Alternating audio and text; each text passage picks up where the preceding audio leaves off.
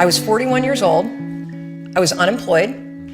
My husband had started a restaurant business, which was his dream. This is actually a funny story. When he got laid off from a big job in high tech, and I think he was really relieved. You know how a lot of us wait to quit our jobs and then we get laid off and we're like, yes. Well, so what happened is the first restaurant was a home run. And of course, what do you do when things are successful? You grow it. You grow it really big. And so they decided to raise some money. And we threw in our home equity line, the kids' college savings.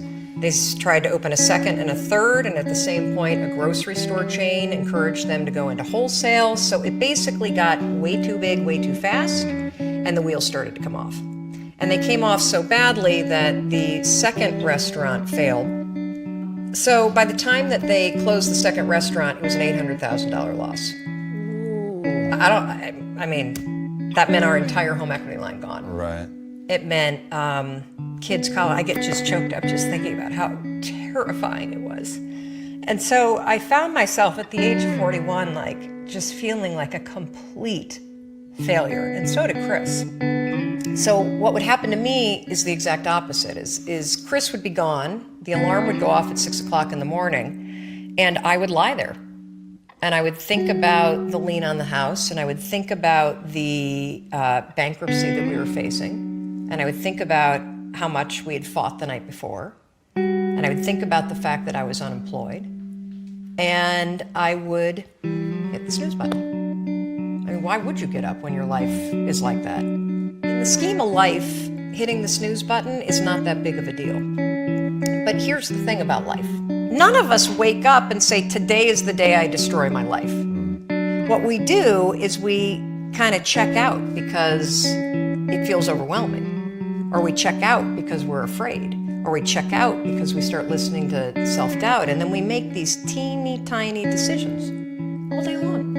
We don't even realize it. A decision to not get up on time, a decision to not eat the right thing, a decision to snap at your kids, a decision to not speak in a meeting, a decision to not look for a job, a decision to not deal with your finances, a decision to not call your parents, like whatever it is.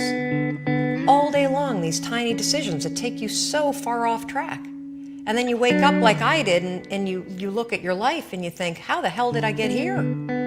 So I got in this struggle with myself that a lot of us find ourselves in, and that is you get trapped in what I call the knowledge action gap. You know what to do, but you can't seem to make yourself do it, right? I mean, every one of us is one Google search away from a list of instructions that if you follow any of them, it will change your life. But how do you get out of your head and stop thinking about what you need to do and actually do it? And in my case, this stuff was pretty easy. Get up on time, make breakfast for the kids, get them on the bus, start looking for a job. Be nicer to Chris. Don't drink so much. Instead of isolating yourself, pick up the phone and call a friend. Get yourself out into the woods and go for a walk. Start running again. Like all these little things that I was capable of, but I couldn't get out of here. Could not get out of here. And if you're stuck, that's the problem. The problem is you're in your head, you're thinking. That is the universal problem. And it all starts with this knowledge of what to do, and then you hesitate and you think about whether or not you feel like doing it. So for a couple months, I was really stuck.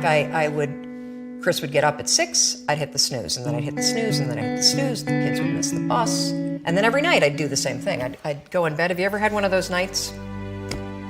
Probably before you started your company, but where you go in bed and you're like, all right, Tom, that's it. Tomorrow, it's the new me. Tomorrow, I'm gonna get up on time. I am gonna go to the gym.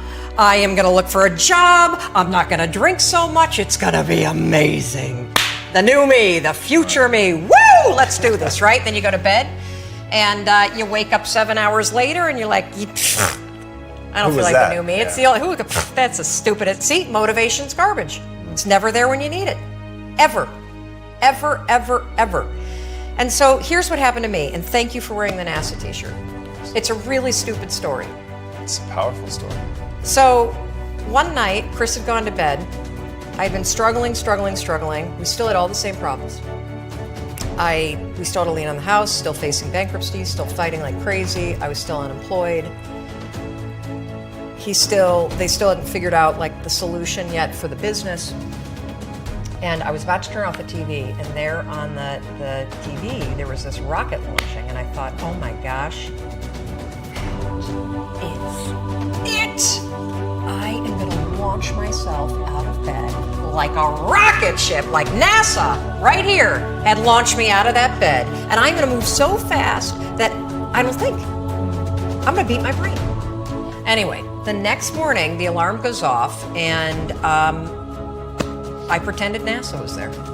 It's the stupidest story. I literally went 5, 4, 3, 2, 1. I counted out loud, and then I stood up. And I'll never forget standing there in my bedroom. It was dark, it was cold, it was winter in Boston. And for the first time in 3 months, I had beaten my habit of hitting the snooze button. I couldn't believe it, and I thought, wait a minute. Counting backwards? That is the dumbest thing I've ever heard in my entire life. Well, the next morning I used it again and it worked. The next morning I used it again and it worked. The next morning I used it again and it worked. And then I started to notice something really interesting. There were moments all day long, just like that 5-second moment in bed, where I knew, knowledge, what I should do. And if I didn't move within 5 seconds, my brain would step in and talk me out of it. Every human being has a 5-second window, might even be shorter for you. You have about a 5-second window in which you can move from idea to action before your brain kicks into full gear and sabotages any change in behavior. Because remember, your brain is wired to stop you from doing things that are uncomfortable or uncertain or scary. It's your job to learn how to move from those ideas that could change everything into acting on them in the smallest moment. Because I went from getting up on time and waking up on time to shaking up my entire life. Because when you understand the power of a 5-second decision, and you understand that you always have a choice to go from autopilot to decision maker, everything in your life will change. You will be a different negotiator, you will be different in sales, you will be unstoppable in the gym, because you will realize the amount of garbage that you put in the way of your hopes, of your dreams, of your potential, of your confidence, of your courage. Everything comes down to the decisions that you make. We all know what to do. None of us know how to make ourselves do it. So the single most profound use of the 5-second rule is mind control. You can actually use one stupid little trick to push yourself to grab it. I wanted to change my life. And I think most people that are miserable or that are really like dying to be great and dying to have more, we want to change. We want to live a better life. We want to create more for our families. We want to be happier. The desire is there.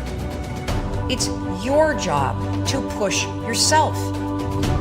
There are tricks that you can use that actually outsmart the tricks your brain plays on you. You can outsmart your own brain.